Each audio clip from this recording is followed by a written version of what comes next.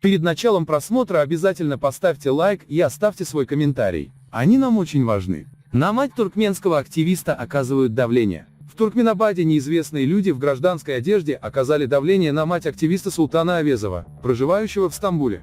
Активист рассказал, что двое неизвестных пришли в квартиру матери в 3-м микрорайоне Туркменабада 23 февраля. Они отказались представиться и стали задавать вопросы о сыне. Визитеры интересовались, в какой стране он находится, чем занимается, почему участвует в интернет-конференциях. Наконец они потребовали, чтобы Авезов вернулся в Туркменистан, иначе они найдут его в Турции и вывезут на родину принудительно. Мать ответила, что сыну 24 года и она не может отдавать ему приказы. Визитеры пригрозили, что тогда Султан будет гнить в тюрьме и она никогда его не увидит.